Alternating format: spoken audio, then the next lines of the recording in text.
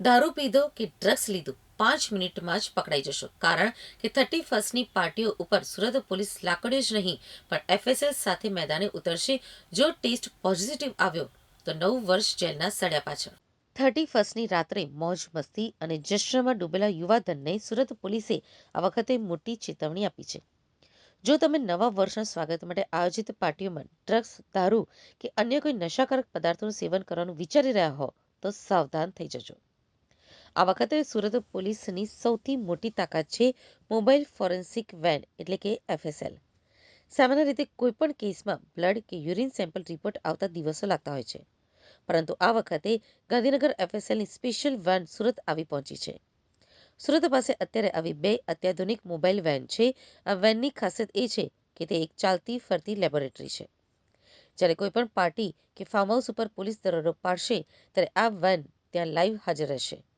શંકાસ્પદ વ્યક્તિના સેમ્પલ લઈને આ વાનમાં રહેલા મશીનો દ્વારા તુરંત જ તપાસ કરવામાં આવશે. પછી ભલે તે કોઈપણ પ્રકારનું સિન્થેટિક ડ્રગ્સ હોય કે દારૂ, મિનિટોમાં જ દૂધનું દૂધ અને પાણીનું પાણી થઈ જશે. સુરત પોલીસ પાસે આ વખતે માત્ર મોબાઈલ વેન જ નહીં પણ લેટેસ્ટ એન્ટી નાર્કોટિક્સ કીટ પણ ઉપલબ્ધ છે. સુરત સ્પેશિયલ ઓપરેશન ગ્રુપ અને ક્રાઇમ બ્રાન્ચ આ કીટ સાથે સજ્જ છે. આ 2 કીટ એટલી પાવરફુલ છે કે કોઈપણ વ્યક્તિ ડ્રગ્સનું સેવન કર્યું હોય તો તેના સેમ્પલ લીધાના માત્ર 5 જ મિનિટમાં તેનું રિઝલ્ટ આપી દે છે.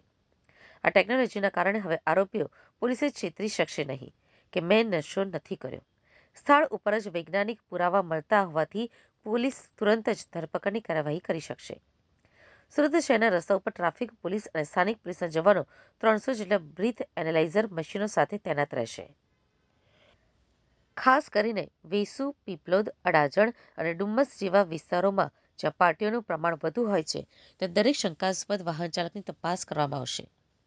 આ ઉપરાંત સુરતની આસપાસના ફાર્મ હાઉસો અને ખાનગી આયોજનો ઉપર નજર રાખવા માટે હાઈ રિઝોલ્યુશન ડ્રોન કેમેરાનો ઉપયોગ કરવામાં આવશે. ડુમ્મસ રોડ અને અન્ય શાંત વિસ્તારોમાં પોલીસનું ખાસ ધ્યાન રહેશે. ડ્રોન દ્વારા ઉપરથી જોવામાં આવશે કે કયા ફાર્મ હાઉસમાં શંકાસ્પદ પ્રવૃત્તિ થઈ રહી છે અને માહિતી મળતા જ મોબાઈલ એફએસએલ વેન સાથે પોલીસ કાફલો ત્યાં ત્રાટકશે. સુરત સ્પેશિયલ ઓપરેશન ગ્રુપના ડીસીપી રાજદીપસિંહે આ અંગે કડક શબ્દોમાં જણાવ્યું હતું કે અમારી તૈયારીઓ પૂર્ણ છે. અમારી પાસે anti narcotic kit, breath analyser અને એફએસએલની 2 મોબાઈલ વેન છે. અમે કોઈને હેરાન કરવા નથી માંગતા પણ કાયદાનું ઉલ્લંઘન કરનારને છોડવામાં પણ નહીં આવે.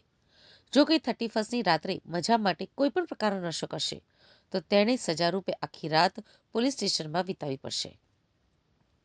અમે ટેકનોલોજીના માધ્યમથી લાઈવ ચેકિંગ કરીશું. પોલીસે સ્પષ્ટ કર્યું છે કે માત્ર નશો કરનાર જ નહીં પણ જે આયોજકો આવી પ્રવૃત્તિને પ્રોત્સાહન આપશે અથવા તો નશાની પાર્ટીનું આયોજન કરશે તેમની સામે પણ કડક ગુનો નોંધવામાં આવશે. સુરતના આઉટસ્કર્ટ વિસ્તારોમાં આવેલા ફાર્મ હાઉસના માલિકોને પણ સૂચના આપી દેવામાં આવી છે કે તેઓ પોતાની મિલકતનો ઉપયોગ ગેરકાયદે પ્રવૃત્તિ માટે ન થવા દે.